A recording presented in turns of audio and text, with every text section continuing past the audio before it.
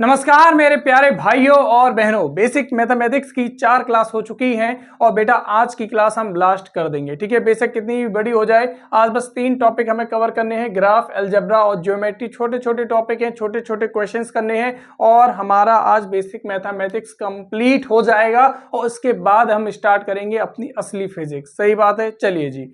तो बेटा हम स्टार्ट करने वाले ग्राफ से मुश्किल से 10 से 15 मिनट का टॉपिक है जो कि मैं आपके सामने डिस्कस करना चाहता हूं। और कुछ नहीं, मैं आपको यहाँ पर बताऊंगा क्या स्टैंडर्ड ग्राफ्स के बारे में बताऊंगा। जैसे कि बेटा सबसे पहले तो मैं स्ट्रेट लाइन ही ले लेता हूँ।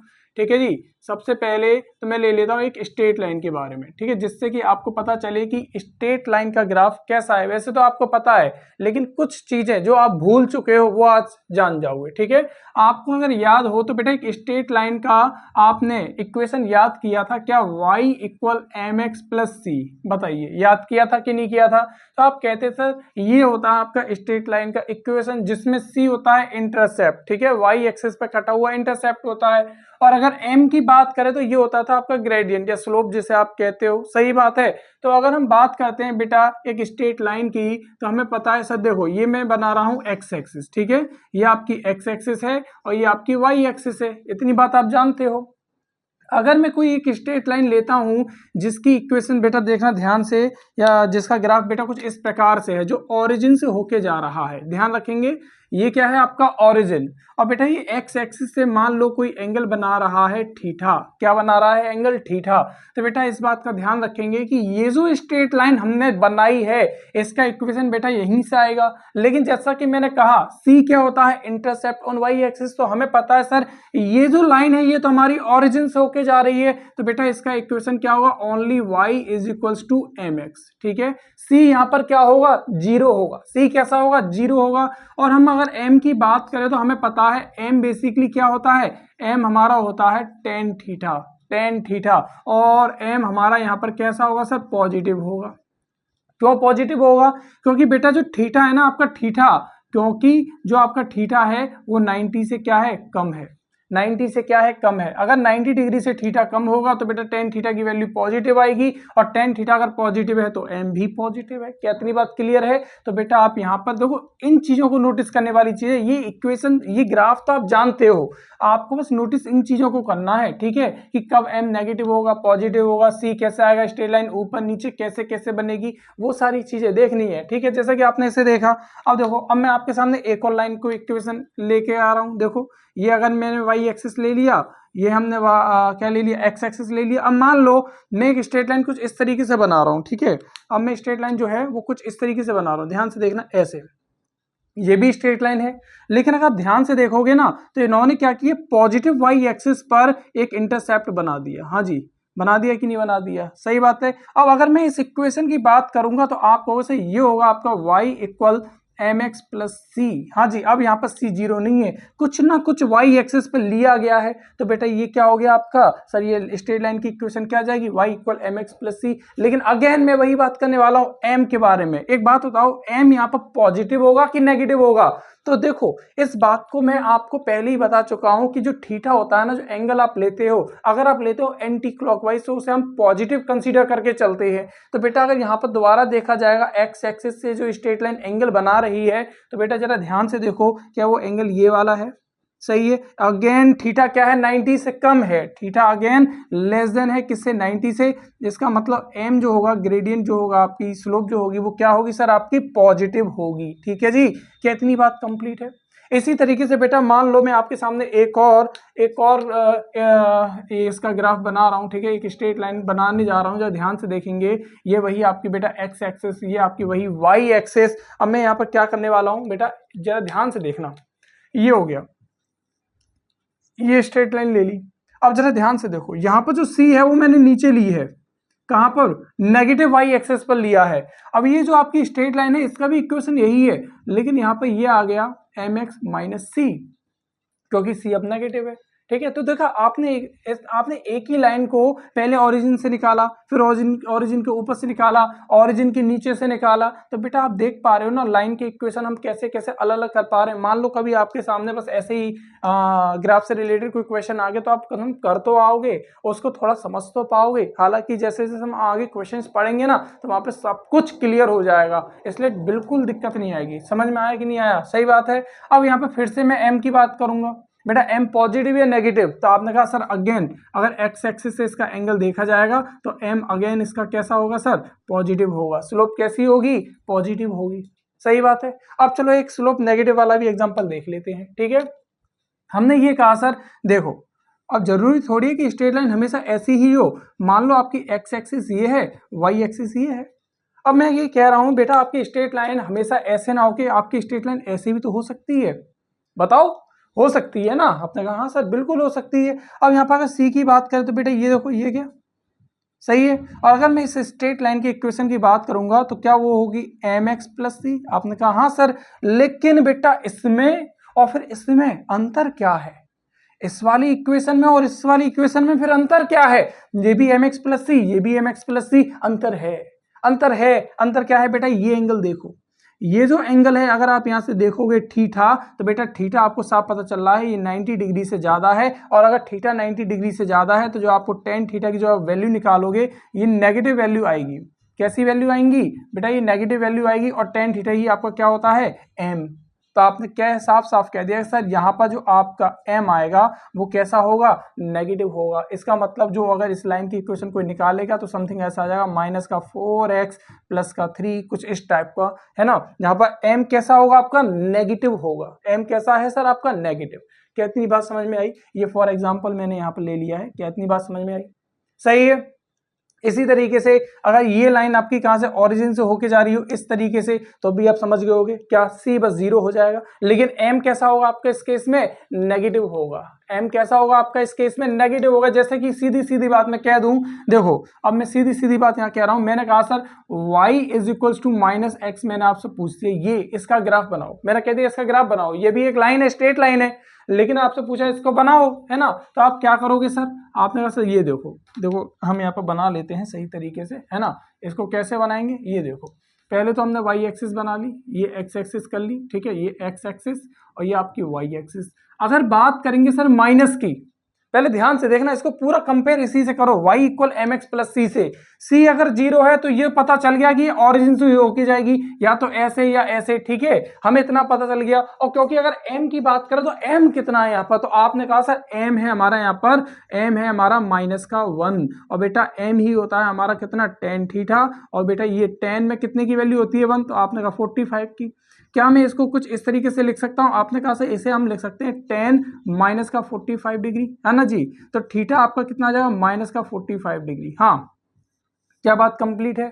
क्या बात कंप्लीट है? और बेटा माइनस का मतलब क्या है? क्लॉकवाइज लिया जाएगा। इसका मतलब बेटा अगर मैं क्लॉकवाइज लेता हूं तो हमें सिंपल सी इतनी बात याद होनी चाहिए कि बेटा ये ओरिजिन से होके जाएगी लाइन, और थीटा हम कुछ इस तरीके से लेके जा रहे हैं एक्स एक्सिस से। किससे? एक्स एक्सिस से।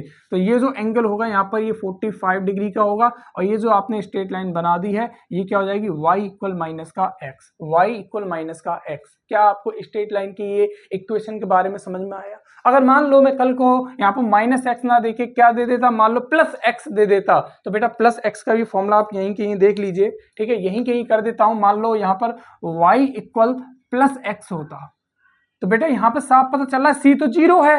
तो इसका मतलब बेटा जो स्ट्रेट लाइन होगी वो कुछ इस तरीके से होगी, ठीक है। ये ओरिजिन से होके निकालनी है आपको, ठीक है, कहाँ से? ओरिजिन से होके निकालनी है। ये लीजिए, निकाल दी।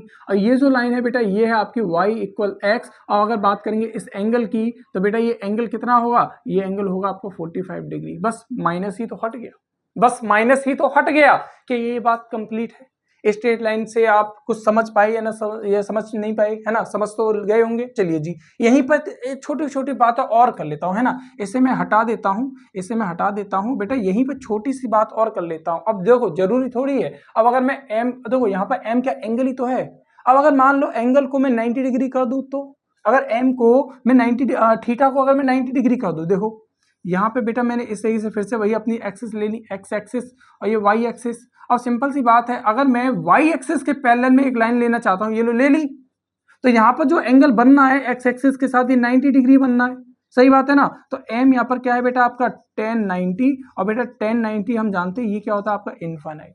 तो इस केस में स्लोप आपकी कैसी है, इनफाइनाइट स्लोप है। और इनफाइनाइट स्लोप होने का मतलब क्या हुआ, अगर कोई यहीं पर आपको ध्यान दे रहा है, अगर मैंने कभी कह दिया कि बेटा ये एक स्ट्रेट लाइन है और इसकी स्लोप इनफाइनाइट है, तो बेटा इनफाइनाइट होने का मतलब क्या है कि वो लाइन, वो स्ट्रेट लाइन वाई एक्सिस के पैरेलल है, वाई एक्सिस के कैसी है, पैरेलल है। इसी तरीके से अगर मान लो बेटा एक और एग्जांपल मैं यहीं कहीं ले लेता हूं, अगर मान लो ये एक्स एक्सिस है, ये वाई एक्सिस है, और एक लाइन मैंने कुछ ऐसी ले ली, यानी कि एक्स एक्सिस के पैरेलल, तो इसके लिए बेटा स्लोप क्या होगी सर, एंगल कितना बनना है एक्स एक्सिस। तो आपने कहा सर एक्स एक्सिस के तो पैरेलल है, और एक्स एक्सिस के पैरेलल है तो एंगल कितना हुआ, 0। इसका मतलब sir m is equals to tan 0, और ये आपको कितना मिल जाएगा, सिंपली 0। यानी कि यहाँ पर जो स्लोप होगी वो क्या होगी बेटा, 0 होगी। तो यहाँ पर आपको ये याद रख लेना है कि अगर किसी स्ट्रेट लाइन की स्लोप अगर 0 है तो वो एक्स एक्सिस के पैरेलल है, और अगर उसकी स्लोप इनफाइनाइट है तो वो वाई एक्सिस के पैरेलल है। बाकी के बेटा इक्वेशन को आप इस तरीके से कर सकते हो। दूसरा,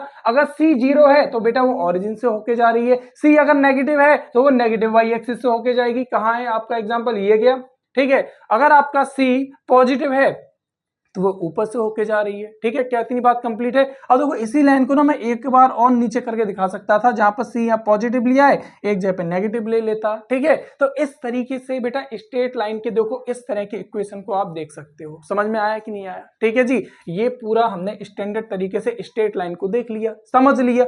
आप जल्दी से उस पूरे को देख लो, अपनी कॉपियों में नोट कर लो जल्दी से, है ना। चलिए जी, आपने कर लिया होगा, मुझे पूरा यकीन है, विश्वास है। स्क्रीनशॉट ले लेना अगर नहीं कर पाए हो तो, लेकिन नोट करते हुए चलना, रिवीजन करते हुए चलना, ये ज्यादा जरूरी है। हाँ जी, इतनी बात कंप्लीट है। चलिए जी, ये तो स्ट्रेट लाइन की बात हुई। अब बात करते हैं बेटा किसकी, पैराबोला की, ठीक है। मैं इसे मिटा देता हूं और सब कुछ नोट करते हुए चलना।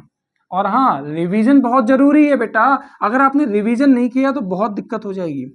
जितना भी आप पढ़ रहे हो वो सबको रिवाइज करते हुए चलना, ठीक है जी। जितना भी आप पढ़ रहे हो वो सब कुछ आप रिवाइज करते हुए चलना। अगर रिवाइज नहीं करोगे तो हो जाएगी दिक्कत। क्या हो जाएगी, बहुत बड़ी दिक्कत। चलिए जी, अब मैं बात करने वाला हूं किसकी बेटा, पैराबोला की। किसकी, पैराबोला की। यहाँ पर आप सेकंड आप डालना चाहो डाल दो, नहीं तो कोई बात नहीं है।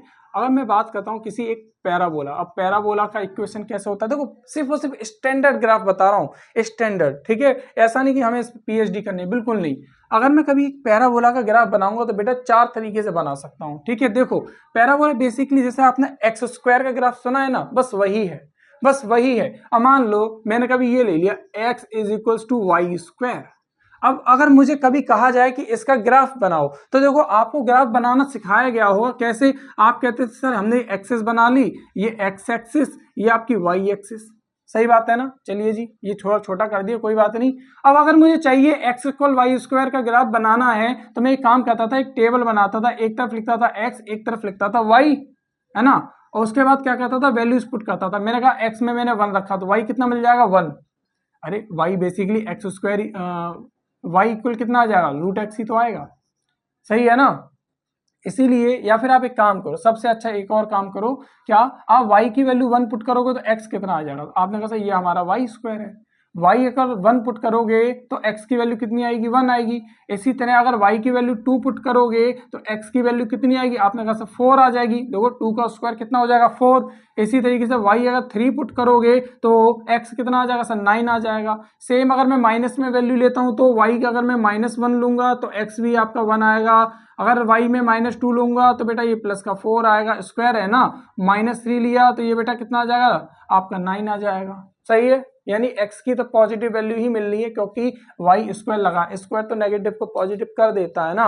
अब देखो, अब क्योंकि मेरे पास ये पॉइंट है ना, कोऑर्डिनेट्स है, तो इनकी सहायता से मैं बेटा यहाँ पर अपना कर्व बना पाऊंगा, ठीक है। मान लो y मेरा अगर 1 है तो मेरा x कितना है, 1 है। y अगर मेरा 2 है तो बेटा x मेरा यहाँ कहीं पर होगा, यहाँ थोड़ा दूर कहीं पर 4 होगा, है ना। इसी तरीके से 9 और कहीं दूर हो जाएगा। तो अगर आप ध्यान से देखोगे ना तो ये जो कर्व मेरा बनेगा कुछ इस टाइप से बनता हुआ चला जाएगा। हाँ जी, और बिल्कुल सेम क्योंकि x पे तो मुझे पॉजिटिव वैल्यू मिलेगी। अब मैंने पहले y पे जब पॉजिटिव वैल्यू ले रहा था तब x पे पॉजिटिव वैल्यू मिली, अब y पे जब मैं नेगेटिव वैल्यू लूंगा तब भी मुझे x की पॉजिटिव वैल्यू मिलेंगी और ये ग्राफ मुझे इस तरीके से मिलता हुआ मिल जाएगा। बताइए क्लियर है कि नहीं है? सही है। तो बेटा ये जो आपने कर्व बनाया ना वो इसका बनाया। अब चाहो तो यहाँ पे कांस्टेंट भी ले लो के मतलब कोई भी ऐसे 2 3 4 बस मल्टीप्लाई तो हो गया, बस ये वैल्यूज थोड़ी सी चेंज हो जाएंगी, लेकिन कर्व जो होगा ना आपको इसी तरीके से बनेगा। कर्व जो होगा वो आपका इसी तरीके से बनेगा। सही है। चलिए जी, तो इतनी बात आपको कंफर्म होगी। अब इसे हटा देता हूं। बाकी अब आपके सामने वो 4 ग्राफ जिनकी मैं चर्चा कर रहा था उनको आपके सामने लेकर आता हूं। तो चलो पहला तो यही हो गया, x इक्वल अगर आपको दे रखा है के वाई स्क्वायर, तो बेटा ये ग्राफ कैसे बनेगा देखो ध्यान से। ये हमने ले लिया अपना y एक्सिस और ये हमने ले लिया अपनी क्या x एक्सिस। तो बेटा जो आपका ग्राफ बन के आएगा यहाँ पर वो कैसा आएगा, कुछ इस तरीके से आएगा। ठीक है, कुछ इस तरीके से आएगा। देखो ध्यान से, बताइए बात क्लियर है कि नहीं है? ठीक है, ये तो पहला हो गया, ये पहला हो गया। इसी में अगर हम बेटा हम दूसरा देखना चाहेंगे तो वो हमारा हो सकता है x इक्वल माइनस का के वाई स्क्वायर। हाँ जी, ये गया माइनस के वाई स्क्वायर। तो सिंपल है, क्या सिंपल है, ये पॉजिटिव था ये नेगेटिव है, ये अगर इस तरीके से तो बस इसका मिरर इमेज कर दो, यानी पीछे की ओर आ जाएगा। तो अगर मैं इसको बनाना चाहूंगा तो बहुत सिंपल तरीके से बना सकता हूं। ये अगर मेरा y एक्सिस है और ये अगर मेरा x एक्सिस है, ये क्या है मेरा बेटा x एक्सिस है। सही है। तो हमें यहाँ पर पता है हमारा जो कर्व बनेगा वो कैसा बनेगा बेटा, जस्ट इसका मिरर इमेज कर दो। ठीक है, जस्ट इसका मिरर इमेज इस तरीके से, इस तरीके से। हाँ जी, ठीक है, ये ना बिल्कुल इस तरीके से कर्व है। यहाँ पर ये पॉइंट आपको महसूस हो रहा होगा, पॉइंट नहीं है। ठीक है, पूरा कर्व है इस तरीके से। क्या बात कंप्लीट है? सही है कि नहीं है? ठीक है। और हाँ, ये एक स्पेशल केस और है क्योंकि ओरिजिन से होके जाता है। कहां से? ओरिजिन से होके। देखो x 0 रखोगे तो y भी 0 आएगा, यहाँ पर भी x 0 रखोगे तो y भी 0 आएगा। इसलिए एक स्पेशल केस भी है क्या कि ये बेटा ओरिजिन से होके जाता है। क्या इतनी बात कंप्लीट है? सही है बेटा। ये तो 2 हो गए पैराबोला। इसके साथ बेटा 2 पैराबोला के और आप कर्व बना सकते हो। एक काम करता हूँ, इन्हें यहाँ से हटा देता हूँ और आपको बना के दिखाता हूँ। ठीक है, अब आप समझ गए होंगे मैं कौन से बनवाने वाला हूँ, है ना? याद आया कि नहीं याद आया या नहीं आ रहा? बेटा देखो देखो ध्यान से देखना, सिंपल सी बात है। पहले x इक्वल वाई स्क्वायर था, अब मैं लेने वाला हूं क्या, अब मैं लेने वाला हूं कितना, y इक्वल एक्स स्क्वायर। हाँ जी, आप चाहो तो यहाँ पर k कोई भी कांस्टेंट ले सकते हो, कोई दिक्कत वाली बात नहीं है। अगर आपका ये है तो देखो जैसे मैंने पहले एक कर्व बना के दिखाया था ना, x और y की वैल्यू रख रख के, आप ऐसे ही यहाँ पर भी वैल्यू रख रख के बनाना। सिंपल एक्स स्क्वायर का ग्राफ बना रहा हूँ। तो ये आपका कैसा बन जाएगा, देखो वही आपकी x एक्सिस और वही आपकी क्या y एक्सिस। ठीक है जी। अब आपसे कहा जा रहा है कि इसका आपको बनाना है कर्व, तो देखो बना सकते हो। कैसे? ये बेटा आपका ऊपर की ओर आएगा इस तरीके से। हाँ जी, ये आपका इस तरीके से आता है ऊपर की ओर। क्या बात कंप्लीट है कि नहीं है? सही है। अब एक और लास्ट रह जाता है इसी के अंदर, वो रह जाता है आपका y equal minus k x square. अगर आपको दिया है इसका कर्व बनाना है तो बना सकते हो, है ना? कैसे? बेशक बिल्कुल इसी की जैसे, जब ये पॉजिटिव था तो ये इस तरफ था पॉजिटिव हैंड पर, जब ये नेगेटिव कर दिया तो ये दूसरी तरफ मिरर हो गया। इसी तरह इसका भी हम मिरर कर देंगे, है ना? तो आपने कहा सर ये कुछ इस तरीके से, है ना? ये आपका एक्स एक्सिस, ये आपका वाई एक्सिस, और जब हम इसका कर्व बनाएंगे तो बेटा ये कैसे आएगा, कुछ इस तरीके से। ये लीजिए, हाँ जी, ये थोड़ा टेढ़ा मेढ़ा बन गया, आप सीधा कर लेना। हाँ जी, बात क्लियर है कि नहीं है? सही है, ये आपको समझ में आया? ये स्टैंडर्ड कर्व है, ये स्टैंडर्ड ग्राफ है किसका, पैराबोला का। किसका? पैराबोला का। सही है। चलिए जी, पैराबोला के बाद बेटा अब हम आते हैं हाइपरबोला पर। किस पर? हाइपरबोला पर। अगर आप में से किसी ने ये पहली बार नाम सुन रहे तो कोई बात नहीं, जब हम फिजिक्स पढ़ेंगे तो इस तरह के मैं नाम लेता रहूंगा आपके सामने। जब जब हम कुछ डेरिवेशन करेंगे, फॉर्मूले वगैरह बनाएंगे या ग्राफ जब जब क्रिएट करेंगे, तब मैं ऐसे ऐसे नाम लेता रहूंगा और आपको अपने आप समझ में आने लग जाएगा कि ये होते क्या है। ठीक है जी। अगर आप नाम पहली बार सुन रहे हो तो घबराने की कोई बात नहीं है। ठीक है जी। चलिए जी, तो मैं अब इसे यहाँ से हटा देता हूँ। ठीक है, इनकी अब कोई भी जरूरत नहीं है। चलो, इसको तो हमने यहाँ से हटा दिया। ठीक है, चलो अब बात करते हैं आगे की। ठीक है, अब हम बात करते हैं किसकी, अब हम बात करते हैं हाइपरबोला की। तो बेटा हाइपरबोला या फिर रेक्टेंगुलर हाइपरबोला की मैं बात कर रहा हूँ। ठीक है, किसकी? Rectangular hyperbola. तो आप सिंपल सी बात समझो, x inversely proportional to y। ठीक है। मैं इसका कर्व बनाने वाला हूं x inversely proportional to y, या फिर मैं सिंपली कह सकता हूं x into y is equals to constant, x is equals to y is equals to constant. मैं इसका कर्व बनाने वाला हूं। तो ये देखो सिंपल है, आपको कुछ नहीं करना, ये आ जाएगा आपका x और ये आ जाएगा y। अब देखो यहां से हमें साफ पता चल रहा है कि मैं x की वैल्यू जो लूंगा और जो y की वैल्यू लूंगा वो सिंपल आपका क्या होना चाहिए, कॉन्स्टेंट होना चाहिए, है ना। तो देखो ये जो कर्व है ना आपको कुछ इस तरीके से बन के आता है। हाँ जी, कैसे, इस तरीके से बन के आता है। बात क्लियर है कि नहीं है, ठीक है। हाइपरबोला का कर्व आपका ये हो जाएगा, रेक्टेंगुलर हाइपरबोला का कर्व आपका ये हो जाएगा। ये स्टैंडर्ड कर्व है, ठीक है, स्टैंडर्ड ग्राफ है। चलिए जी, अब इसी के आगे और चलें, ठीक है। मैंने कहा ना ग्राफ तो बेटा मैं आपको काइनेमेटिक्स में दोबारा बताऊंगा, लेकिन वो बताऊंगा आपको बढ़िया वाले जो आपके क्वेश्चंस बनते हैं, जहां से जो आपके एग्जाम में क्वेश्चन आता है। यहाँ तो बस आपको बेसिक बताया जा रहा है कि ऐसा ऐसा भी होता है, याद होगा तो बेटा आपको और अच्छे से रिवीजन हो जाएगा, और अगर आप अपनी शक्तियों को भूल गए हो तो याद आ जाएगा, ठीक है, कोई दिक्कत वाली बात नहीं है। अच्छा जी, अब नंबर 3 के बाद बेटा मैं बात करने वाला हूं किसकी, सर्कल की। आप जानते हो सर सर्कल कैसा दिखता है, जानते हो कि नहीं जानते हो, सर्कल जानते हो ना, हम सभी जानते हैं सर्कल कैसा दिखता है, और उसकी इक्वेशन भी जानते हैं। नहीं जानते तो देखो, ये बेटा अगेन वही एक्स एक्सिस, ये वही आपकी वाई एक्सिस। सर्कल की बात करें तो बेटा सर्कल कुछ ऐसा दिखता है, पहली बार देख रहे हो ये पहली बार नहीं देखा, अच्छा जी। इसकी एक रेडियस मान लो a मैंने कह दी, ठीक है, ये भी आप जानते हो, ये आपका ओरिजिन होता है। सर्कल की इक्वेशन की अगर बात की जाए तो वो होता है आपका ये x square plus y square is equals to a square, ठीक है। ए यहाँ पर क्या है, रेडियस है। और ये एक और बात, ये स्टैंडर्ड है, क्यों, क्योंकि इसका जो सेंटर है वो किस पर है, ओरिजिन पर है, ठीक है। बाकी अगर आप मैथ पढ़ोगे तब आपको पढ़ाया जाएगा ये सर्कल कभी आगे पीछे ऊपर नीचे दाएं बाएं होगा तो बेटा वहां पर इस तरह की इक्वेशन नहीं बनेगी, बिल्कुल अलग तरह की इक्वेशन बनेगी, ठीक है। वो आपको प्रॉपर मैथ में पढ़ाया जाता है, जेई वाले बच्चों को, नीट वालों को नहीं, ठीक है। आपके लिए बस इतना ही है, ठीक है, आपको घबराने की जरूरत नहीं है, सही है। क्योंकि फिजिक्स में ना मैथ एक रोड़ा बनती है आपके लिए, खासकर बच्चों के लिए कैलकुलेशन करते वक्त, वही आपके रोड़े को खत्म किया जा रहा है, सही है। चलिए जी, नंबर 5 ये सर्कल हो गया। एक एलिप्स की भी बात कर लेते हैं। हाँ जी, एलिप्स की बात करते हैं तो एलिप्स भी बेटा कुछ कुछ सर्कल जैसा ही है, बस थोड़ा सा अंतर है। एलिप्स में क्या होता है, एलिप्स में क्या होता है बेटा, ये तो आपकी एक्स एक्सिस, ये आपकी वाई एक्सिस। एलिप्स में बेटा दो एक्सिस होती हैं, एलिप्स में दो एक्सिस होती हैं, ठीक है। एक तो होती है मेजर एक्सिस, जहां पे चौड़ा सा दिख रहा है ना, ये होती है आपकी मेजर एक्सिस, ठीक है जी।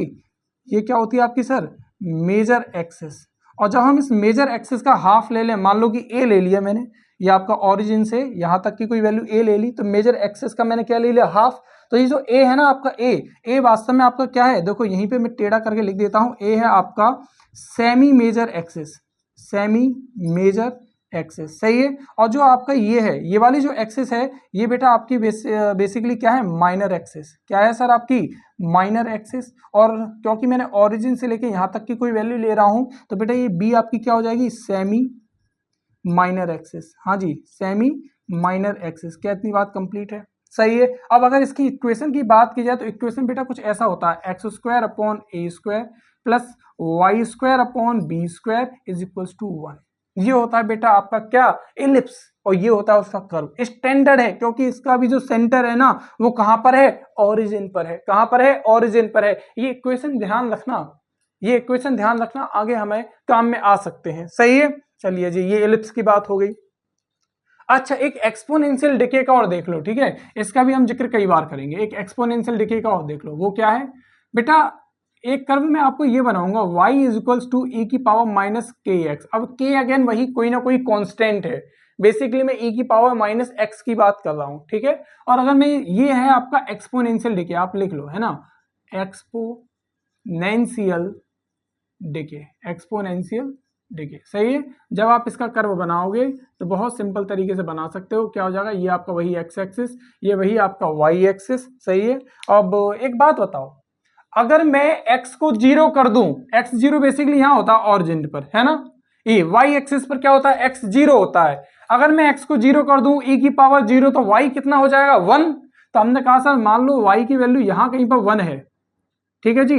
तो बेटा अगर ये 0 है तो बेटा 1 तो यहां हो जाएगा, बाकी फिर ये डिके होते हुए जाएगा बेटा कुछ इस तरीके से। हाँ जी, बात क्लियर है कि नहीं है, ठीक है। तो ये आपका एक्सपोनेंशियल डिके का क्या हो गया, कर्व बन गया। कितनी बात कंप्लीट है, समझ में आई।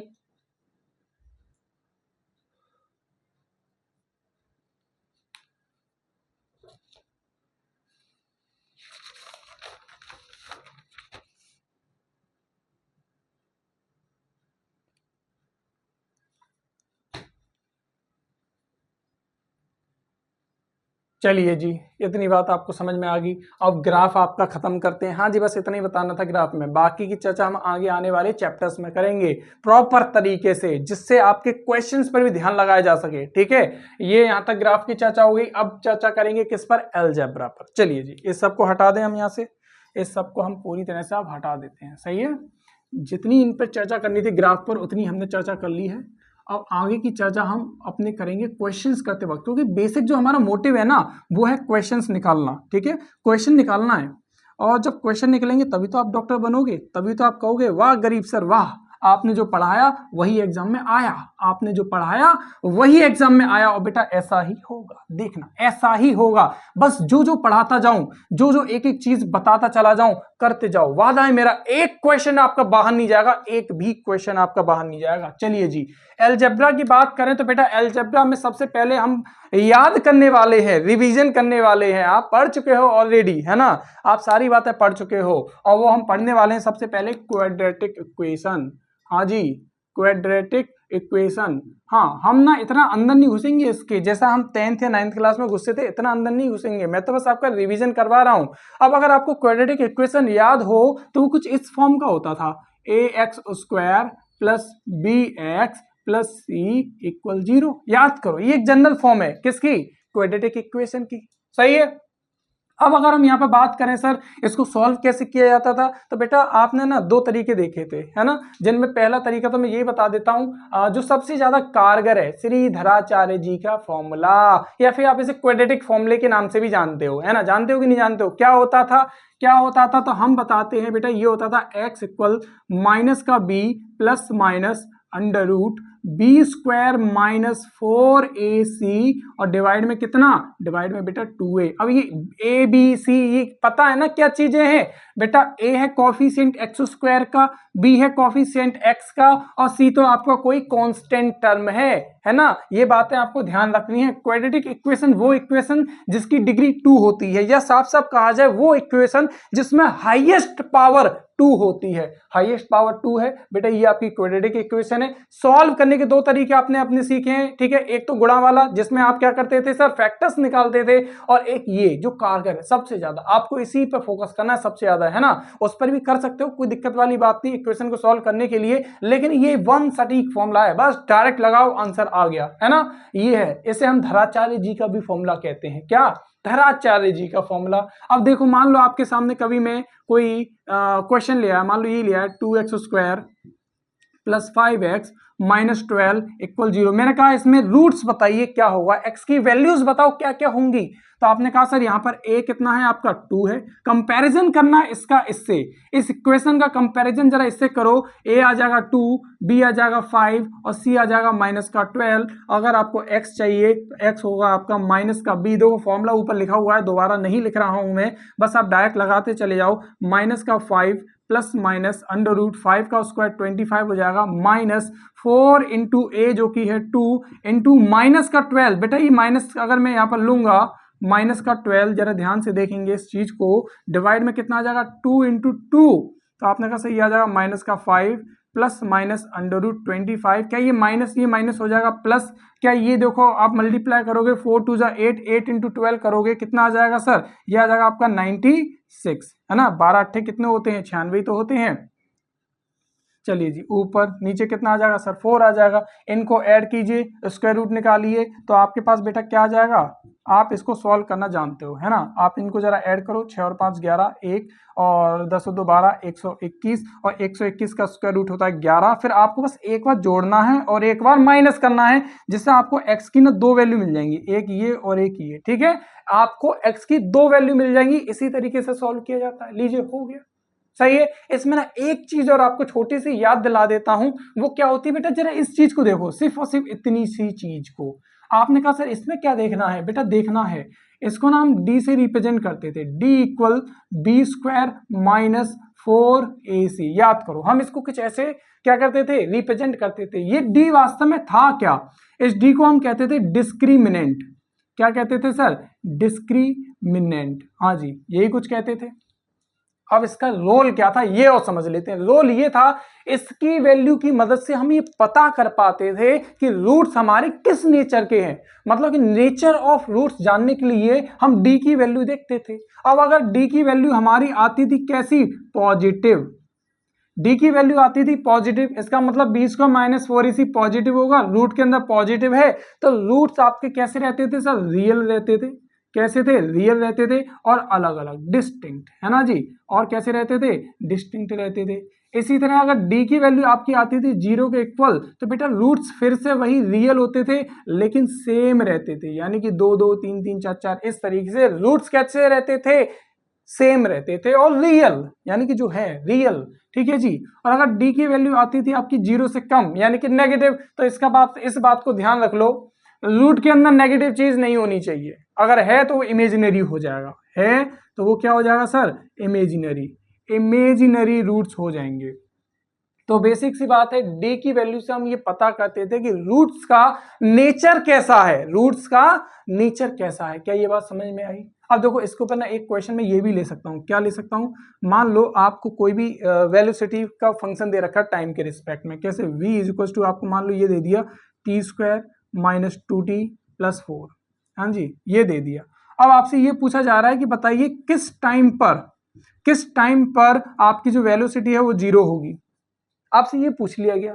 तो देखो यहाँ पर आपको यूज लेना ही, अगर हमसे बोला जा रहा है कि टाइम पूछा है जहां पर वेलोसिटी 0 होगी, एक काम करो यहाँ 0 कर दो, वेलोसिटी को 0 कर दोगे, यह आ जाएगा T square minus 2t plus 4। अब आपको ये देखो क्वाड्रेटिक इक्वेशन ही तो है। अब जब आप इसे सॉल्व करोगे, वैसे तो ये मैंने बहुत सिंपल सा ले लिया है क्योंकि हमें साफ साफ पता चल रहा है, ये लिखा है t माइनस 2 का स्क्वायर, हाँ जी ये सिंपल सी यही बात लिखी है। तो यहाँ से अगर आप सॉल्व करोगे तो t की वैल्यू कितनी आ जाएगी, 2 सेकंड आ जाएगी, यानी कि 2 सेकंड पर इस ये जो भी आपका पार्टिकल होगा या बॉडी होगी चल रही होगी v वेलोसिटी से, वो 2 सेकंड पर किसमें होगी, रेस्ट में होगी। किसमें होगी, रेस्ट में होगी। कितनी बात समझ में आई आपको।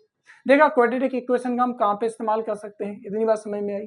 चलिए जी इसके आगे एक और बात करते हैं। अब हम बात करेंगे किसकी, बायनोमियल फंक्शन की, ठीक है जी, वो भी बहुत जरूरी है, ठीक है। छोटी छोटी बातें करने वाले अलजेब्रा में, ऐसा नहीं कि कोई बड़ा हुआ पहाड़ ले दूं मैं आपके सामने, है ना, ऐसा तो कुछ भी नहीं करना। और जो भी करा रहा हूं सब कुछ नोट कर लेना, एक एक चीज आपको नोट कर लेनी है, ठीक है, और इसका रिविजन करना है, ठीक है, इसको बार बार पढ़ते रहना है, ठीक है। फिलहाल तो चलो इतना दिमाग नहीं लगाना आपको, मैथ में कभी बहुत बेसिक सी चीज़ें ही आपको बता रहा हूँ, ऐसा नहीं कि एकदम से कोई पहाड़ खोद के रख दिया हो, है ना, इसलिए आपको बिल्कुल टेंशन नहीं लेनी।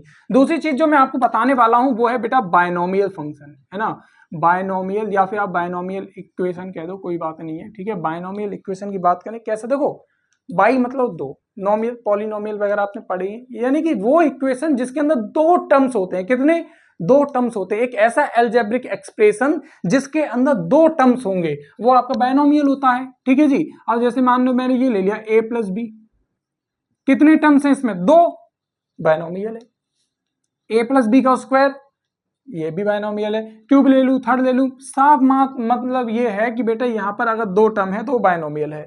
अब हमें इसी का एक्सप्रेशन ओपन करना। एक बात बताओ, आपने बचपन में फॉर्मूला पढ़ा है नहीं पढ़ा, ए प्लस बी का स्क्वायर, तो आपने कहते हैं हाँ सर ये a square plus b square plus extra 2ab, हाँ जी ये एक्स्ट्रा 2ab कहां से आया, ये मीम बहुत वायरल हुआ था, याद है कि नहीं है ना।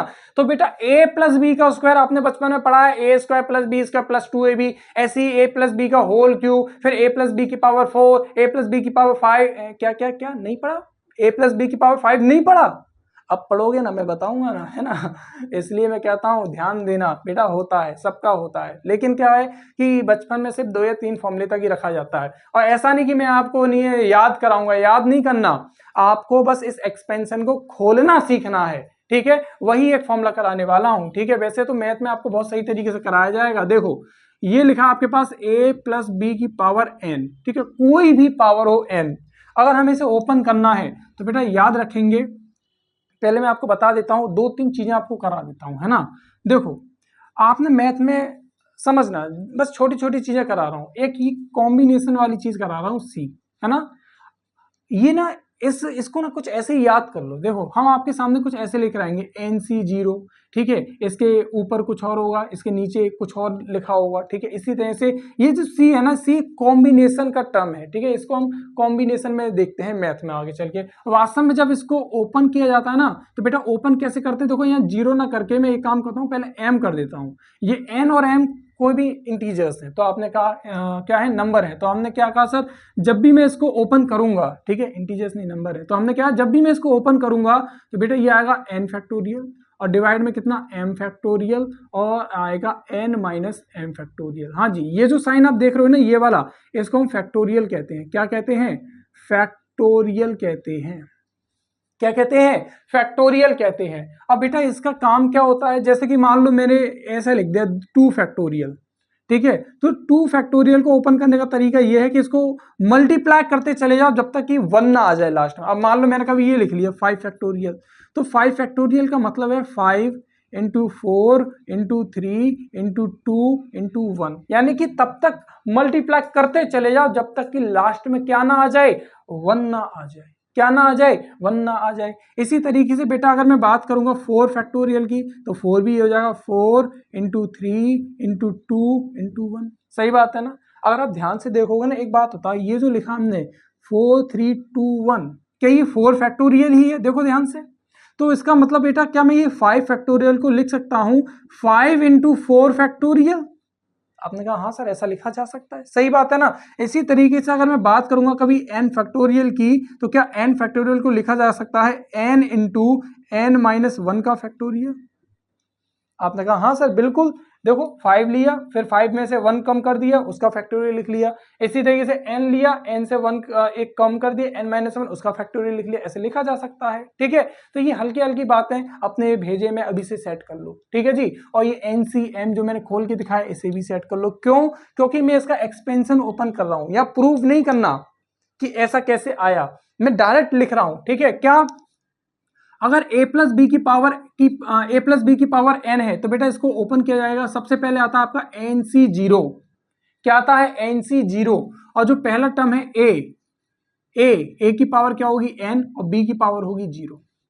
हाँ जी, ध्यान रखेंगे बेटा, बिल्कुल याद करा दूंगा, टेंशन मत लेना, ठीक है। हालांकि ये भी आपको याद नहीं करना, जो इसके आगे की चीज बताऊंगा ना वो इससे रिलेट करती है, इसलिए ये बता रहा हूं मैं, है ना। तो हमने क्या लिया, पहले NC0, पहला जो टर्म था a की पावर फुल जो कि n है, और b की पावर 0। इन दोनों की पावर जो भी होगी ना, वो हमेशा ऐड होने पर n ही आएगी। फिर जो दूसरा टर्म आएगा वो आएगा बेटा NC1, पहले 0, अब क्या ले लिया हमने 1।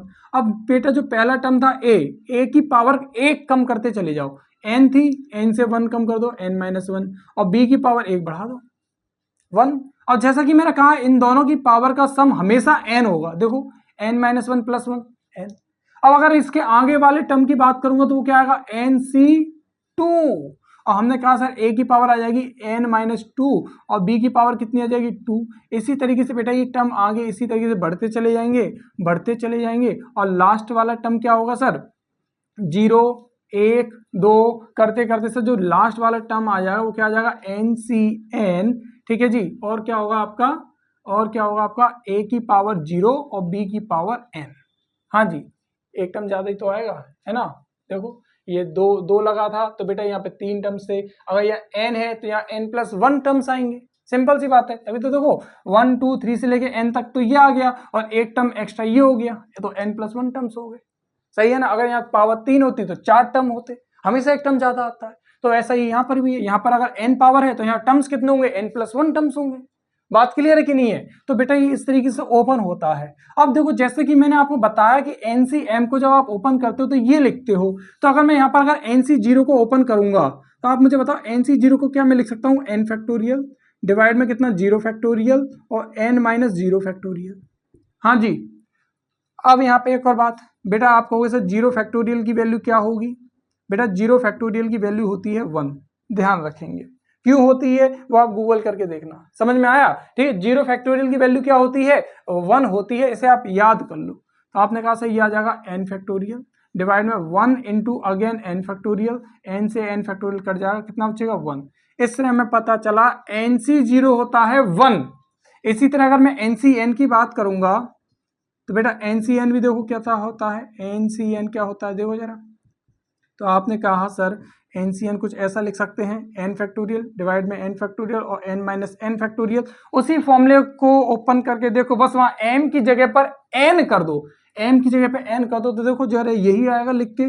और जब आप इसे सॉल्व करोगे तो बेटा अगेन आपको यही मिलेगा, ये कट जाएंगे, आपको बचेगा 1। यानी NC0 और NCN की वैल्यू कितनी होती है 1 1। अब अगर मैं NC1 की बात करूंगा बेटा, NC1 तो NC1 देखो जरा याद, यहाँ पे देखो बस m की वैल्यू क्या करनी है 1 करनी है। तो अगर आप वहां रखोगे तो ये आएगा n फैक्टोरियल 1 फैक्टोरियल और आएगा यहाँ पर n माइनस 1 फैक्टोरियल, यही आएगा। आपने कहा हाँ सर। अगर आप यहाँ ध्यान से देखो, एक बात बताओ, इस n फैक्टोरियल को देखो क्या मैं ये लिख सकता हूँ? आपने कहा हाँ सर। तो आ जाएगा n into n minus 1 factorial और डिवाइड में कितना है sir, only n minus 1 factorial, है ना जी। ये वो जो 1 फैक्टोरियल है, तो 1 फैक्टोरियल की भी वैल्यू क्या होती है 1 होती है, 1 फैक्टोरियल की वैल्यू भी क्या होती है 1 होती है। तो आपने कहा सर ये n माइनस 1 फैक्टोरियल कट जाएंगे, क्या बचेगा n बचेगा, क्या बचेगा n बचेगा। तो बेटा आपका NCN क्या आ गया n आ गया, क्या आ गया n। हाँ जी सही है। इसी तरीके से अगर मैं NC2 निकालना चाहूंगा, NC2 क्या निकल कर आएगा, ध्यान से देखो। आपने कहा सर NC2 आएगा आपका n फैक्टोरियल डिवाइड में 2 फैक्टोरियल और n माइनस 2 फैक्टोरियल। हाँ जी, अगर आप यहाँ पर सॉल्व करेंगे तो बेटा ये आएगा आपका n फैक्टोरियल। अच्छा यहाँ पर ना आप ध्यान देना है ना। अब मैं ना n को अगर एक बाहर निकाल लूंगा तो आपने कहा सर यहाँ बचेगा n माइनस 1 फैक्टोरियल। मैं n माइनस 1 को भी बाहर निकाल लूंगा तो फिर एक और कम कर दूंगा, सिंपल सी बात है। तो यहाँ बचेगा आपका n माइनस 2 फैक्टोरियल और डिवाइड में कितना सर आपका 2 factorial into n minus 2 factorial. तो आपने कहा सर ये कट जाएगा, आपके पास बच जाएगा n इंटू एन माइनस 1 और डिवाइड में कितना 2 फैक्टोरियल। क्या इतनी बात क्लियर है, क्या इतनी बात क्लियर है। इसी तरीके से बेटा आप जरा ध्यान देखो, ध्यान से देखो, अगर यहाँ पर 2 है तो बेटा यहाँ नीचे 2 फैक्टोरियल है, ऊपर 2 से 1 माइनस कम कर दो तो बेटा आ जाएगा कितना 1। या फिर सीधी सीधी बात, ऊपर 2 टर्म है, एक n और एक n माइनस 1। अगर मैं आपसे आगे कभी कह दूं कि आप मुझे NC3 बता दो, कितना NC3, तो आप बेटा बस पैटर्न देखो, पैटर्न देख के आप साफ कह दो सर ऊपर आएगा n माइनस 1 n माइनस 2 और डिवाइड में आ जाएगा आपका 3 फैक्टोरियल। सिर्फ पैटर्न देख के आप देखो, पहले 2 था तो 1 तक गए, या सिर्फ 2 टर्म्स थे, अब 3 है तो 3 टर्म्स आ गए, 4 होता तो 4 टर्म्स आ जाते। इस तरीके से आगे बढ़ते हुए चला जाएगा। सही बात है कि नहीं है। पहले इतना सब देखो, जरा समझने की कोशिश करो कि मैंने क्या क्या किया है ना। a प्लस बी की पावर n, इसको जब इसको एक्सपेंड करेंगे तो क्या बताया मैंने, NC0 a की पावर n b की पावर 0, पहले वाले टर्म की फुल पावर दूसरे वाले टर्म की 0। फिर इसी तरह फिर NC0 था, अब इसके बाद क्या आएगा NC1 आएगा, a की एक पावर कम की b की पावर एक बढ़ाई, फिर NC1 के बाद NC2 आएगा, a की पावर एक और कम की b की पावर एक और बढ़ाई, और इसी तरीके से हमारे आगे टर्म बढ़ते चले जाएंगे और जो लास्ट टर्म होगा वो NCN होगा, जहां पर a की पावर 0 और b की पावर n होगी। इसी तरीके से आप क्या करते हो, एक्सपेंड करते हो। अब a की पावर 2, a प्लस बी की पावर 2 हो, a प्लस बी की पावर 3 हो, 10,000 हो, आप इस तरीके से इसको क्या करते हो, एक्सपेंड करते हो। क्या बात क्लियर है। हालांकि 10,000 वाला ऐसा कोई सिस्टम आएगा नहीं, लेकिन क्या इतनी बात क्लियर है। अब हमें ये दिक्कत आएगी सर ये NC0 या NC1 या NC2 इनको कैसे ओपन करें, तो मैंने फॉर्मूला ये बता दिया, ठीक है, ये फॉर्मूला बता दिया NCM का, इसको इस तरीके से ओपन किया जाता है। फिर एक और दिक्कत आई, ये जो साइन हमने बना दिया फैक्टोरियल का, ठीक है, ये क्या चीज है हमने बताया, फैक्टोरियल का साइन है। हमने बताया ये होता क्या है, अगर 2 फैक्टोरियल तो 2 इंटू 1, 5 फैक्टोरियल तो 5 को मल्टीप्लाई करते ले जाओ कहां तक 1 तक, ठीक है। तो ये छोटी छोटी बातें जो आपको बस अपने दिमाग में भेजे में सेट करके रखनी है, बस PhD करनी हो तो मैथ ले लेना ठीक है, सिंपल सी बात है। क्या बात समझ में आई, क्या इतनी सी बात समझ में आई। अब देखो इसके आगे की दास्तान शुरू कर रहा हूं। ये सब जो आपको कराया ना, इतना मैं मिटा रहा हूं क्योंकि मुझे इतनी सब की जरूरत नहीं थी, पर आपको समझाना था इसलिए ये सब मैंने कराया, ठीक है। अब देखो जरा मैं ये सबको हटा रहा हूं, ठीक है, सिर्फ इतने सबको ही हटा रहा हूं और ज्यादा कुछ नहीं हटा रहा हूं, ठीक है। देखो ये मैंने यहां से हटा दिया। अब जरा ध्यान से देखेंगे, अगर हम यहाँ की बात करें तो हमें पता है NC0 कितना होता है 1, a की पावर n, b की पावर 0, बेटा b की पावर 0 ये तो हो जाएगा आपका क्या 1, ये भी आपको कितना हो गया 1। क्या बचा है यहाँ पर, सिर्फ और सिर्फ a की पावर n प्लस NC1, क्या NC1 होता है आपका n, अब ये भी करके दिखाया था। अब यहां पर क्या आया सर आपके पास a की power n-1 into b plus nc2 की बात करें तो क्या होगा ये n-1 और डिवाइड में 2 फैक्टोरियल। बताओ nc2 को इस तरीके से ओपन कर सकते हैं और बेटा 2 फैक्टोरियल क्या है 2 इंटू 1 और आ जाएगा a की पावर n-2 और b की पावर 2। अगर इसके आगे वाले टर्म को भी लिखना है तो ऐसे ही लिख सकते हैं बेटा, देखो ये 2 था अब 3 वाले पे आ जाओ, यहाँ आ जाएगा n-1 n-2 और डिवाइड में कितना सर आपका 3 फैक्टोरियल, a की पावर एक और कम करेंगे a की पावर n-3 और b की पावर 3 प्लस इसी तरीके से आगे बढ़ता जाएगा। लास्ट वाला टर्म आपको पता है कैसे लिखना है क्या, सिर्फ और सिर्फ b की पावर n, क्योंकि NCN हो जाएगा 1, a की पावर तो 0 थी और फिर b की पावर n यही बच गया, ये लास्ट वाला टर्म हो गया। तो इस तरीके से आप बाइनोमियल को क्या करते हो सर ओपन करते हो। क्या ये आपने ओपन कर लिया पूरा, समझ गए या नहीं समझे। अब देखो अब रियल कहानी शुरू होती है। आपको तो ये बस फॉर्मूला बताना था, ये सिर्फ एक बहाना था क्योंकि मुझे कुछ और बताना था। क्या देखो बेटा, अगर मैंने यहां ले लिया होता 1 प्लस एक्स की पावर n, 1 प्लस एक्स की पावर n, मतलब पहला वाला जो a टर्म है उसको मैंने कर दिया 1 और b को कर दिया x। तो बेटा ये आप अगर ओपन करोगे तो सिंपल सी बात है, जहां जहां a है वहां वहां हो जाएगा 1 और 1 की पावर n कोई मतलब नहीं 1 रहता है, 1 की पावर कुछ भी हो 1 ही आना है। हाँ जी, तो आपने कहा सर यहां तो इसका मतलब ये आ जाएगा 1 प्लस एन एक्स। आपने सर x कैसे आ गया, ये b है ना, a तो आपका 1 हो जाएगा, b की जगह पे क्या है x। फिर और आगे चलेंगे बेटा क्या आएगा n-1 डिवाइड में कितना 2 फैक्टोरियल x की पावर 2x, फिर x की पावर बढ़ती जाएगी और इसी तरीके से आगे के टर्म्स और आगे चलते चले जाएंगे, है ना। इसकी बात चल रही है अब इसकी बात हो रही है। अब मुझे एक और चीज बताओ, एक और चीज बताओ, यहाँ पर देखो ये ना जो एक्सपेंशन मैंने यहाँ पर कर दिया ना, अब इसको ना याद कर लो। हाँ जी, इसको ना सही तरीके से याद कर लेना कि ऐसे हम एक्सपेंड करते हैं 1 प्लस एक्स की पावर n को।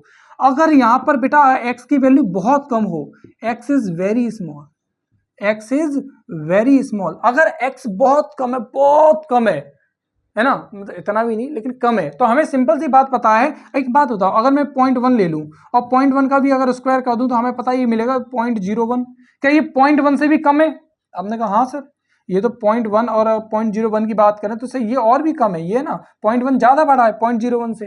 अगर मैं 0.1 की पावर क्यूब कर दूं तो आपने कहा सही आ जाएगा 0.001, ये और छोटा हो जाएगा। इसका मतलब बेटा अगर x पहले से ही बहुत छोटा है और x की पावर 2, x की पावर 3, x की पावर 4, मतलब इससे आगे वाले जितने भी टर्म्स होंगे क्या वो भी बहुत छोटे हो जाएंगे, इतने छोटे कि हम उनको क्या कर सकते हैं सर, नेगलेक्ट कर सकते हैं। और जब हम उन्हें नेगलेक्ट कर देंगे तो हम क्या जानेंगे सर कि सर ये वाले जो टर्म है इतने वाले पीछे वाले इनको हटा देंगे तो हमें मिलेगा सर 1 प्लस एक्स की पावर n बराबर मिल जाएगा 1 प्लस एन एक्स। ध्यान रखेंगे अप्रोक्सीमेट वैल्यू है ये। हाँ जी, कैसी अप्रोक्सीमेट वैल्यू है 1 प्लस एन एक्स, ऐसा करते हैं। अब आपको सर अगर बाई चांस माइनस आ जाए तो क्या करेंगे? अरे इतना घबराना नहीं है। अगर मान लो यहाँ पर माइनस होता, देखो यहाँ कर रहा हूँ है ना, इसको यहाँ से हटा रहा हूँ, इस चीज को मैं यहाँ से हटा रहा हूँ। ओके, मान लो अगर वहां माइनस होता, ये होता 1 माइनस एक्स की पावर n, ये आएगा आपके एग्जाम में, देखना मतलब एग्जाम में नहीं, कैलकुलेशन करोगे ना तब आएंगी ये सारी चीजें। जब अगर आप ऐसा करोगे तो कुछ नहीं बेटा। एक बात बताओ, ये जो है ये पूरा एक्सप्रेशन है, क्या मैं इसको कैसे ऐसे इस तरीके से लिख सकता हूँ? हाँ जी, क्या मैं इसको ऐसे लिख सकता हूं? तो आपने कहा हाँ सर ऐसे लिख सकते हो। जब आप इसको ओपन करोगे यहाँ पर अभी भी वही कंडीशन है, x आपका बहुत छोटा है, तो बेटा इसको एक्सपेंड करेंगे 1 plus n into x, x के पर आ जाएगा माइनस का x, तो ये हो जाएगा आपका 1 माइनस एन एक्स।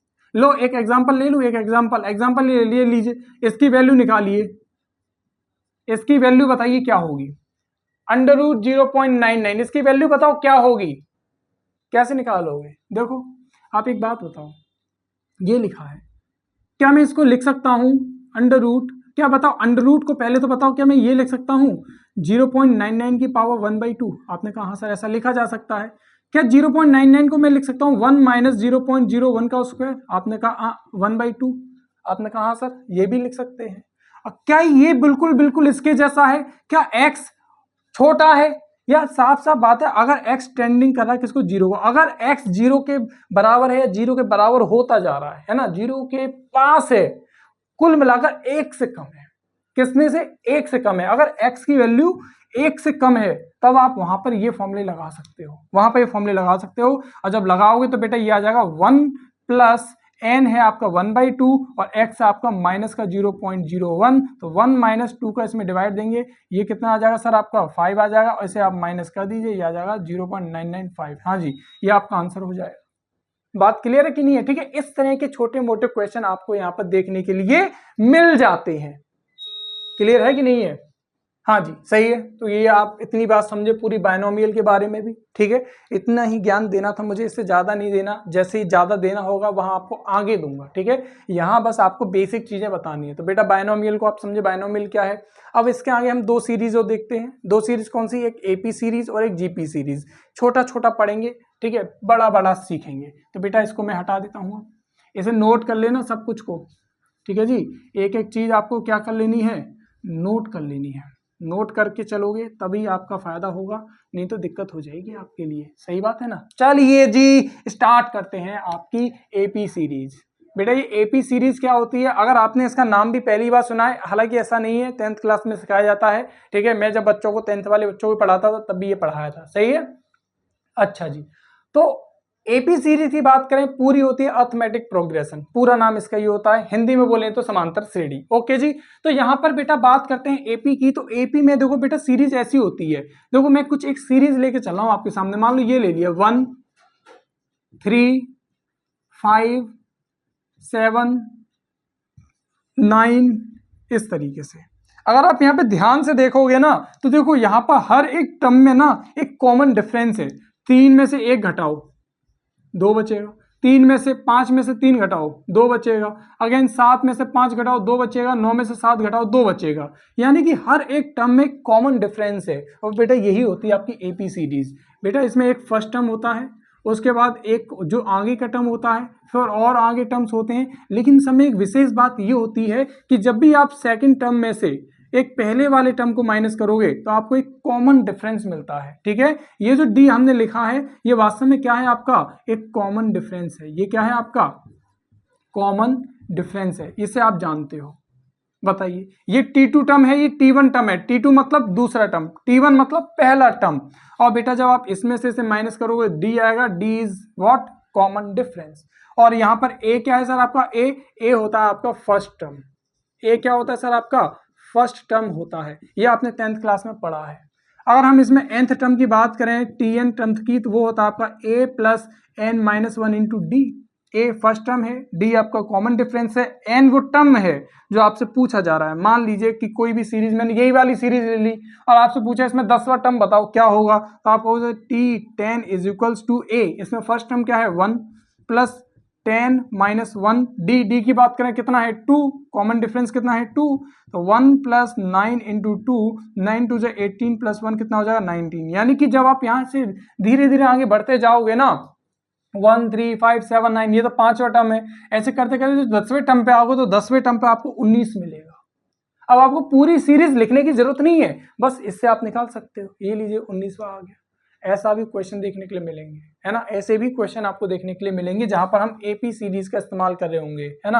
अब मान लो अगर मुझसे इसका सम पूछ लिया जाए, ये तो nth टर्म का फॉर्मूला था, मान लो ये सारे के सारे टर्म्स का अगर मुझसे सम पूछा जाए, प्लस करके बताओ क्या होगा। मान लो n टर्म्स हैं, इन n टर्म्स का सम क्या है, तो देखो इसके लिए फॉर्मूला ये होता है Sn is equals to, Sn मतलब n टर्म्स का सम, ये होता है बेटा आपका n/2 a प्लस एल। और यहाँ पर l क्या है, लास्ट वाला टर्म, और a क्या है, फर्स्ट टर्म। और लास्ट वाला टर्म भी बेटा अगर मैं यहाँ से निकालूंगा तो वो क्या निकल कर आएगा, आपने कहा सर अगर ये लास्ट वाला टर्म है, लास्ट वाला टर्म होगा आपका a plus n minus 1 into d. हाँ जी, लास्ट वाला टर्म ये होगा। जब आप इसे थोड़ा सा ओपन करोगे तो आप कहोगे सर ये आ जाएगा हमारा 2a plus n minus 1 into d. लीजिए, अगर आपके पास फर्स्ट टर्म है और कॉमन डिफरेंस है तो आप इजीली उस n टर्म्स की सीरीज का सम निकाल सकते हो। बात क्लियर है कि नहीं है? सही है। ये था बेटा आपके क्या, एपी सीरीज, जिसमें होता है आपका एक फर्स्ट टर्म, एक कॉमन डिफरेंस जिसका nth टर्म का फॉर्मूला ये है, यही आपका लास्ट टर्म का भी फॉर्मूला है, और बेटा ये होता है सम, किसका, एन टर्म्स का। ठीक है, ये क्या होता है, सम आपके किसका, एन टर्म्स का। ये होती है आपकी एपी सीरीज। सही है।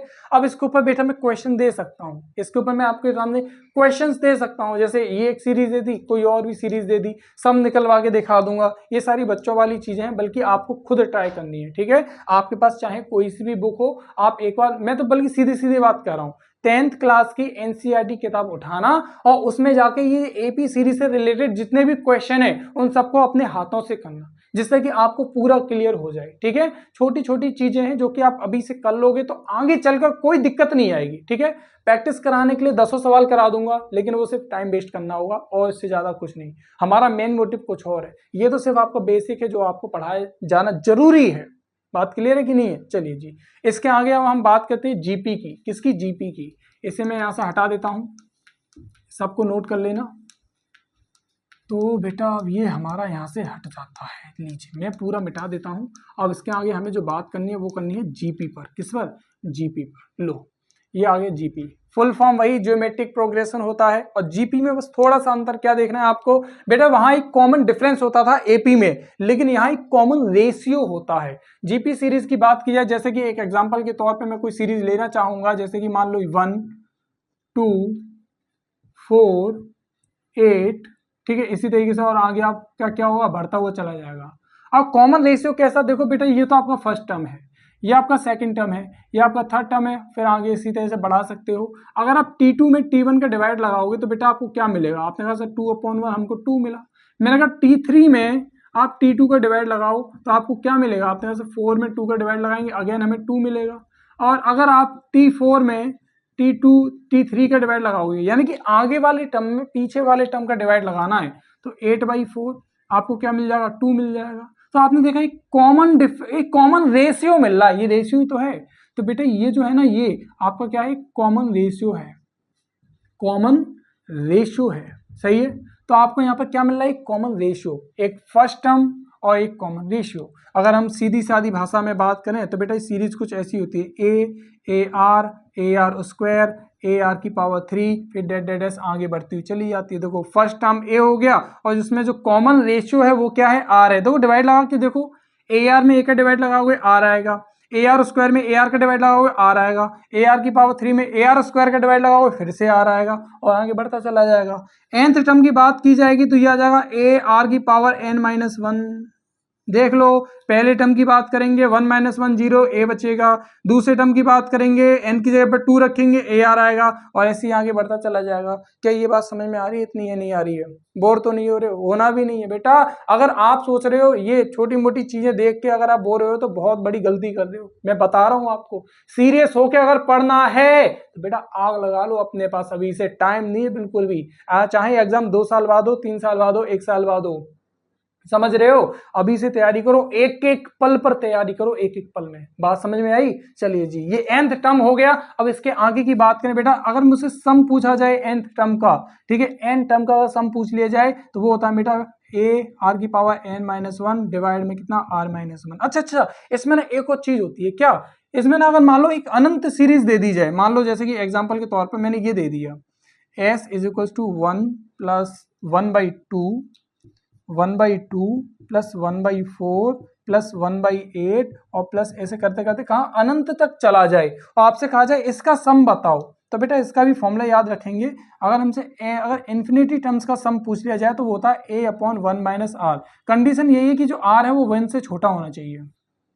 1 - r कर रहे हैं ना, तो 1 से छोटा होना चाहिए r। अगर 1 से बड़ा होगा तो नीचे नेगेटिव आ जाएगा, जो कि पॉसिबल नहीं है। ठीक है जी, मतलब पॉसिबल नहीं है। इस तरह से अगर यहाँ पर करेंगे तो वो क्या हो जाएगा, नॉट डिफाइंड हो जाएगा। तो यहाँ पर ये कंडीशन यही है कि r जो है ना 1 से कम होना चाहिए। देखो यहाँ पर r क्या है, अगर आप 1/2 में 1 के डिवाइड लगाओ कितना आएगा 1/2, तो यहाँ पर कॉमन रेशियो आपका कितना है 1/2। कितना है 1/2, जोर से बोलो कितना है 1/2। तो बेटा a है आपका 1, 1 माइनस r है आपका 1/2, या जाएगा 1/1/2, 2 जाएगा ऊपर, आपका आंसर मिल जाएगा 2।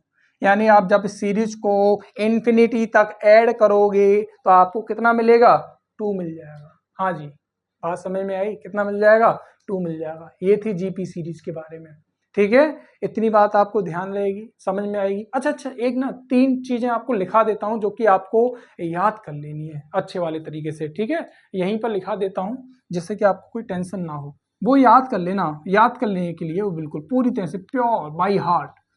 हाँ जी, आपको क्या करनी है, वो याद कर लेनी है। देखो, अगर कभी आपको दिया जाए 1 + 2 + 3 + 4, यानी कि ऐसे n टर्म्स दे दिए जाएं, ऐसे क्या दे दिए जाएं सर, n टर्म्स दे दिए जाएं, या सीधी सीधी बात ये क्या है, आपके नेचुरल नंबर्स हैं, नेचुरल नंबर्स का सम पूछ लिया जाए तो आपको फॉर्मूला याद कर लेना है n + 1 डिवाइड में कितना 2, n + 1 डिवाइड में 2। और मान लो फॉर एग्जाम्पल मैंने ये कहा कि 1 + 2 + 3 + डेड डेड कहाँ तक 50 तक, मुझे सम करके बताओ कितना होगा। तो आप सम करने के लिए थोड़ी बैठोगे, ये फॉर्मूला दिया है ना, फॉर्मूला लगाओ। कैसे लगाओगे, सही आ जाएगा 50 + 1 और डिवाइड में कितना 2, ये 2 से कट जाएगा 25 टाइम्स इंटू 51, और सिंपली आप 25 का इसमें मल्टीप्लाई करेंगे, कितना आ जाएगा सर, ये आ जाएगा, आपका आंसर हो जाएगा। सही है कि नहीं है, 25 1 जा 25 कैरी कितना 2, और 25 5 जा 125 + 2 127, लीजिए आपका आंसर आ गया। अब आप सम करके देख लो 50 तक, यही आंसर आना है। बात क्लियर है कि नहीं है, ठीक है। तो ये छोटे मोटे फॉर्मूले आपको याद कर लेने हैं, ठीक है जी। एक तो ये हो गया, एक और चीज बेटा, एक और चीज आपको करा देना चाह रहा हूं। मान लो आपको स्क्वायर्स का सम पूछ लिया जाए नेचुरल नंबर्स के, 1 स्क्वायर 2 स्क्वायर 3 स्क्वायर, ऐसे करते करते n स्क्वायर सम पूछ लिया जाए, तो बेटा उसकी शॉर्ट ट्रिक क्या है, 1/6 n + 1, और वो होती है आपकी 2n + 1, ठीक है। इस तरीके से एग्जाम्पल बनाए जा सकते हैं। मान लो n 10 तक ले लिया, 12 तक ले लिया, 50 तक ले लिया, 1000 तक ले लिया, आप बस ये फॉर्मूला पुट करो और आपको स्क्वायर्स का, नेचुरल नंबर के स्क्वायर्स का सम मिल जाएगा। इसी में एक और चीज बेटा, मान लो क्यूब का पूछ लिया जाए, 1 की पावर 3, 2 की पावर 3, 3 की पावर 3, ये पूछ लिया जाए, तो बेटा क्या मिलेगा, तो यहाँ पर आप क्या मिल जाएगा, ये होगा आपका n + 1 की पावर 2 का स्क्वायर। हाँ जी, यहाँ पर ये चीज होगी।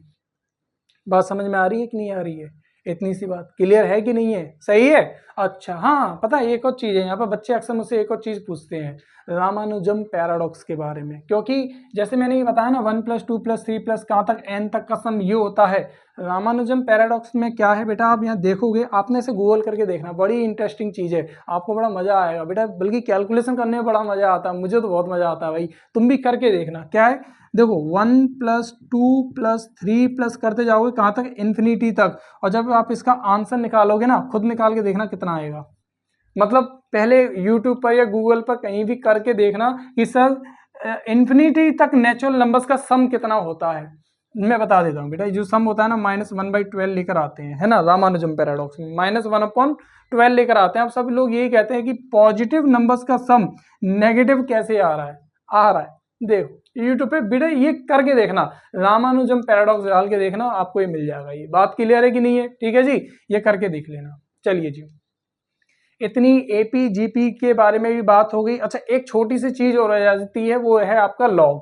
लॉग के बारे में बेटा, लॉग की 2-3 प्रॉपर्टी है, वो मैं आपको यहाँ करा देता हूँ, बाकी तो हम क्वेश्चन करते करते सीख जाएंगे, ठीक है। लॉग के बारे में और पढ़ लेते हैं। चलिए जी, मैं इतना सब हटा रहा हूँ, आप सब कुछ नोट कर लो।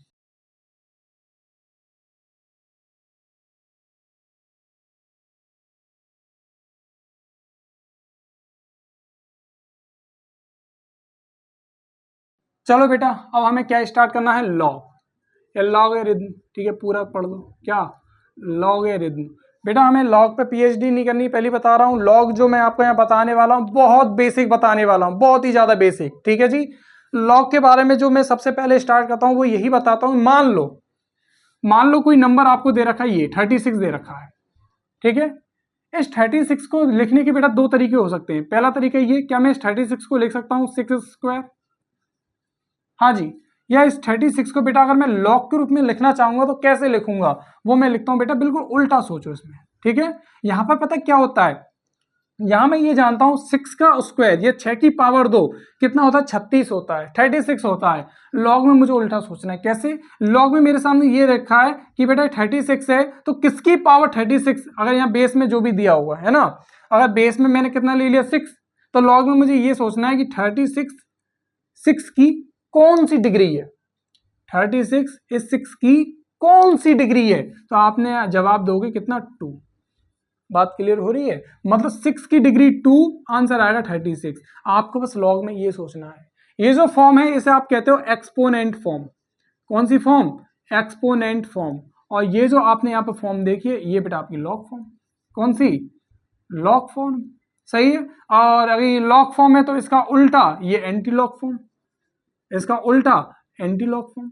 ठीक है जी, आप ऐसे भी देख सकते हो। बात क्लियर है कि नहीं है? सही है। अब लॉग में भी ना दो चीजें होती हैं बेटा, देखो अगर आपको कभी बेस में लॉग, बेस में ये मिले ई, तो बेटा इसको हमें क्या कहते हैं? इसको हम नेचुरल लॉग कहते हैं, या फिर क्या कहते हैं? इसको नेचुरल लॉग कहते हैं, याद रखना है ना। क्या कहते हैं इसे? Natural log. और बेटा इस नेचुरल लॉग को रिप्रेजेंट करने का एक और तरीका है, कभी कभी हम इसे सिर्फ और सिर्फ एल लिख देते हैं। क्या लिख देते हैं? L, natural log. ठीक है, कभी घबराना मत अगर आपके सामने कभी एलन लिखा जाए, बल्कि मैं तो कहता हूं आप अपने कैलकुलेटर को खोलो, फोन वाले कैलकुलेटर को ही खोलो, अभी खोल के देखो, वहां पर जहां पर लॉग वाला जो लिखा होगा ना सिस्टम, वहां पे एक जगह पर लॉग लिखा होगा और एक जगह पर एलन लिखा होगा, और जहां पर लॉग लिखा होगा वहां पर बेस भी दिया होगा। ज्यादातर बेस 10 होता है। कितना होता है? 10। ज्यादातर इस लॉग का जो बेस देते हैं ना वो 10 देते हैं। ठीक है जी। और या फिर नेचुरल लॉग होगा। नेचुरल लॉग का मतलब है कि बेस ई है, यानी कि वो एलन लिखा है, एलन का मतलब नेचुरल लॉग बेस क्या है? ई है। ठीक है जी, इतनी बात आपको याद रखनी है। अब जरा यहाँ पर लॉग की कुछ प्रॉपर्टीज की बात कर लेते हैं। ठीक है, ये जितना भी बताया मैंने इसको ध्यान कर लेना। ठीक है, और क्योंकि आप ऑलरेडी पढ़ चुके हो 10th क्लास में, इसलिए मैं इस पर इतना फोकस नहीं कर रहा हूँ, बस आपको याद दिला रहा हूँ कि ऐसा भी आपने पढ़ा था। समझ में आया?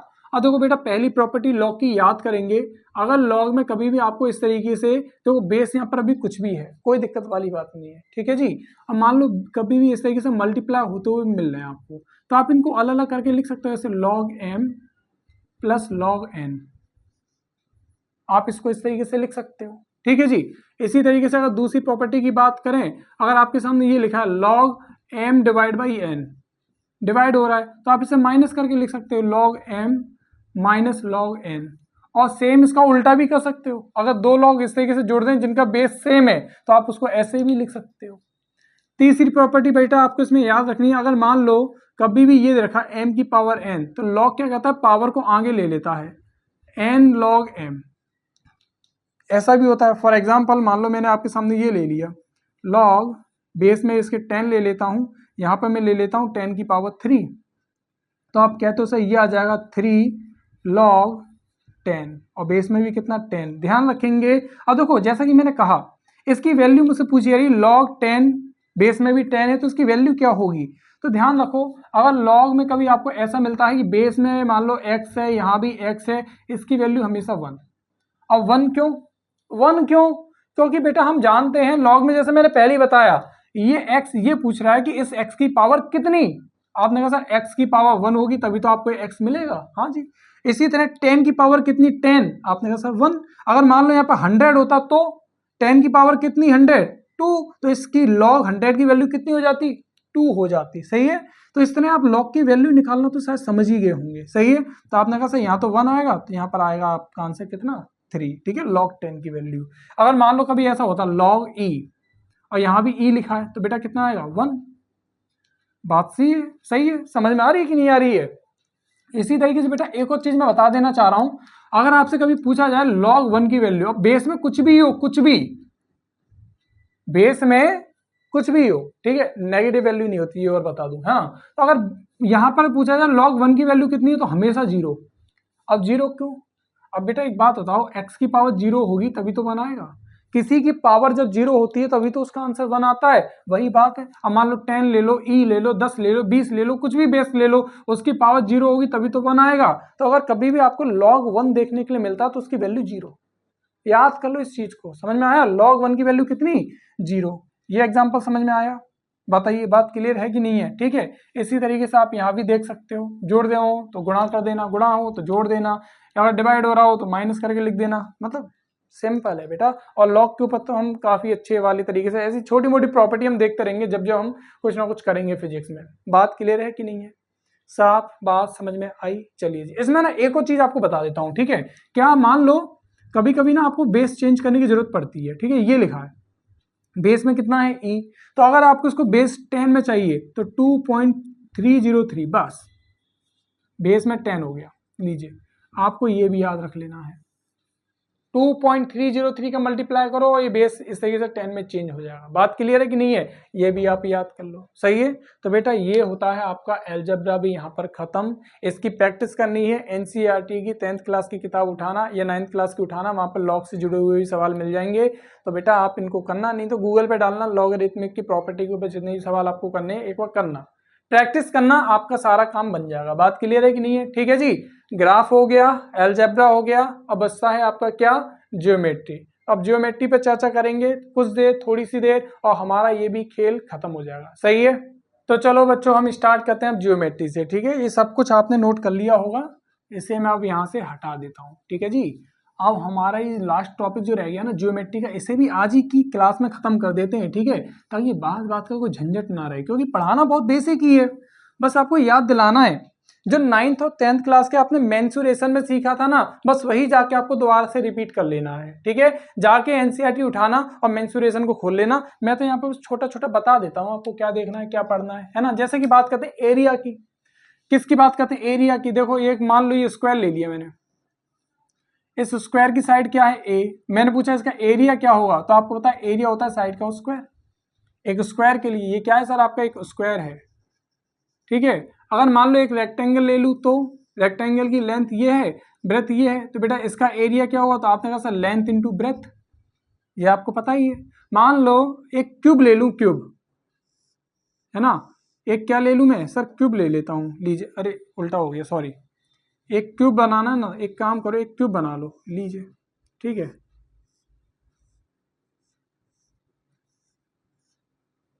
ये मैंने एक क्यूब बना लिया। तो बेटा इस क्यूब में मान लो साइड क्या है? ए है। तो अगर मुझसे पूछा जा रहा है इसका सरफेस एरिया कितना होगा, आप एक बात बताओ, एक इसमें कितने फेसेस हैं? आपने कहा 6 फेस हैं, एक फेस का एरिया हुआ ए स्क्वायर, तो 6 का कितना हो जाएगा? 6a square. ठीक है, इस तरह से ये पूरा सरफेस एरिया, पूरा surface area, lateral surface area नहीं लिया मैंने, है ना, पूरा सरफेस एरिया। अच्छा जी, ये स्क्वायर हो गया, ये आपका रेक्टेंगल हो गया। ठीक है, अपने आप ही लिख लेना, ये आपका क्यूब हो गया।